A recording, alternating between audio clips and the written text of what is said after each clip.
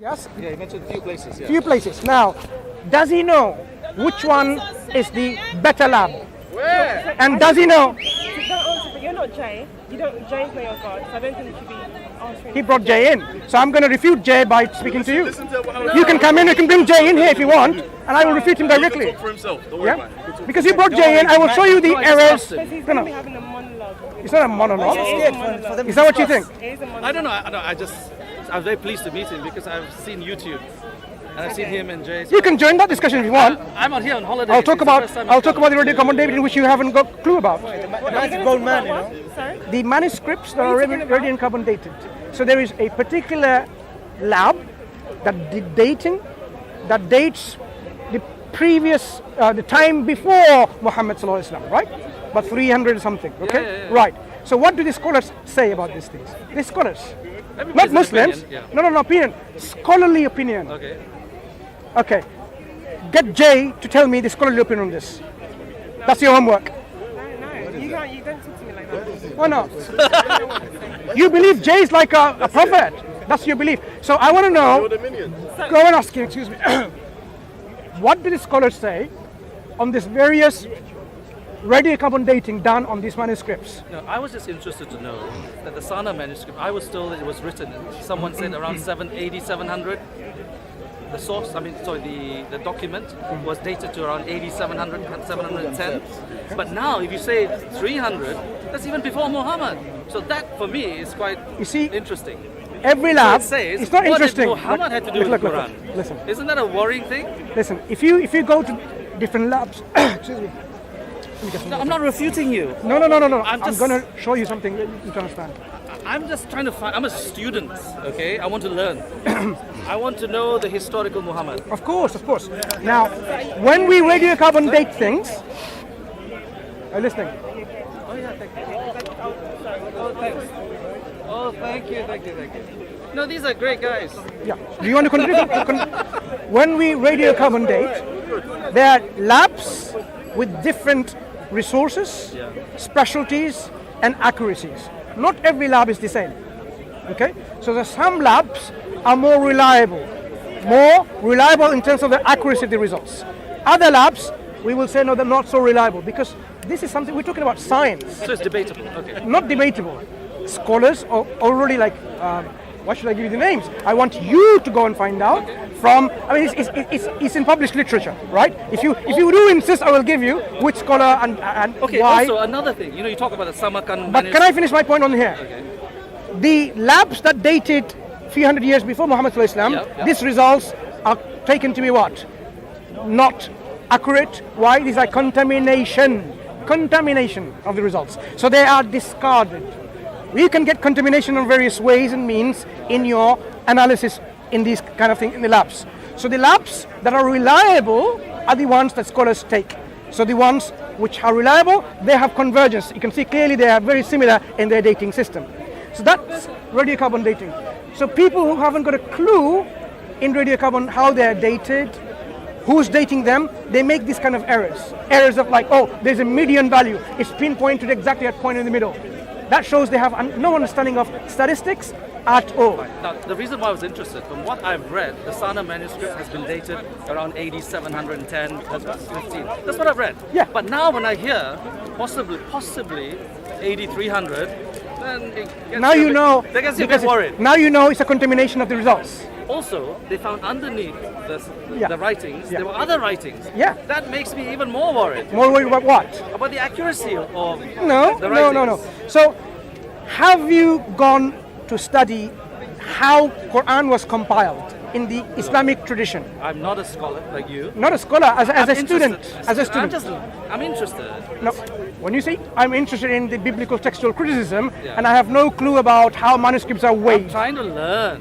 You So said what no I'm clue, yeah. so no. If I was going to talk about biblical textual criticism and I have no idea or no clue about how manuscripts are weighed, what's the weight of the Alexandrian text against the Byzantine text, and I start talking to you about this, obviously I will be misleading everyone else like I'm misleading myself.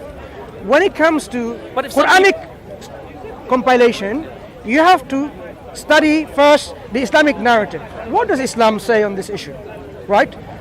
the alternative narrative provided by critics of Islam, whether they're Orientalists, whether they're Christians, whether they're other non-Muslims, you can weigh them and say, okay, which one is really telling you the real history? Because we are interested in the historical narrative. So when the Quran was transmitted in both writing and by memory, when memory, remember, people forget, when you memorize the whole That's Quran, why it's a fallible document. Because it's memory, human beings, through human agency, by definition. Fallible? If something is, aren't you fallible? Am I not fallible as a human? Let me tell you So why. how can you say why it's from God? You need to understand one thing though. Yeah. Now, imagine, just to demonstrate to you. I'm going to tell you to learn one statement. God is one. How many words? God is one. 3 words. If you memorize this correctly, I will give you $1 million. Every one of you. Okay? It's not. Imagine I am the Emir or the King, all right? And I have this money in front of me. There you go. Suitcase load of $1 million or 1 million pounds.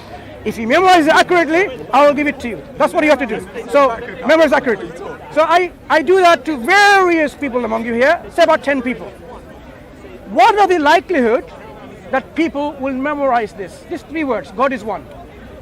They're not going to say, God. No. Not got the point, brother. Just to show you that memorization of this nature is infallible.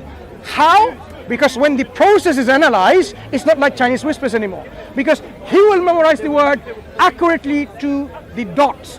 God is one. And you will ask, is there a full stop at the end, right? Because he wants to get his $1 million. Every single one of you will say, he would not say God was one. He will try to remember God is one. Sorry. Accuracy of words, accuracy of letters, accuracy of the order of letters and words, and accuracy of the whole structure of the sentence.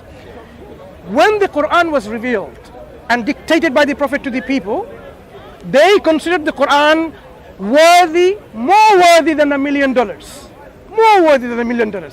They put the utmost meticulous effort to memorize every single word and letter so that the Quran can be preserved. How do you know? So Were you there?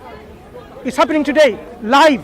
It's live happening. It's going to happen there in a week's time, as you will demonstrate. You go to any mosque, anywhere in the world, you will hear the Quran being recited from memory, from beginning to end, all from memory. If there is a single error, this is important, you will see how many people are correcting it. No single error will go unnoticed. This is happening Why today. are there so many errors in the Quran? Excuse me. Various Qurans. We'll come back to this point. Whether There's the Samarkand manuscript. Excuse me. There's the Topkapi manuscript. Give me a moment to There's the finish Sana this. manuscript. We will talk about that. So many I would errors. love to talk about this. Even Muslim scholars who analyze it, you know You know what? the Turkish scholars, those 2 Turkish scholars. Can I? Do you want to talk about this? You know, I have to go. But Yeah. But we can talk about this briefly. I know. You know what they And said? It was so embarrassing. The Samarkand manuscript had so many errors. You know, that how can a document which is the Quran I'll tell you.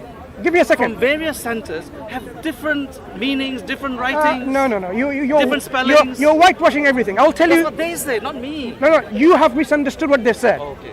I'll tell you what I know. You know, I have to go. Friend is Yeah, but calling me. very quickly then. Sure, very sure, quickly. sure. Thanks for So your time. when we talk about the Quranic memorization, it's Yes. happening today. It happened yesterday, last year, the year before, all the way back to the Prophet. It's a living tradition which, unfortunately for yourself as a Christian, if you So call why yourself you say I'm a Christian, I didn't call myself. Everybody's calling me a Christian. you're a Christian. Sorry, sir. But there's unfortunately, Unfortunately for other traditions, it doesn't exist. So we are very happy and privileged to have this tradition of memorization of the Quran, which preserves it. Now, coming back to your question about different manuscripts, right? Different manuscripts, mainly. Islamic scholars saying it. It's Look, embarrassing. I have facsimiles of many of them, so I know what the differences are. Have you examined them? I have. Brother, one So- thing I tell you, you know, Excuse me, but sir, this thank you. opportunity you can do anything. You want to choose your religion, you want to do anything you want.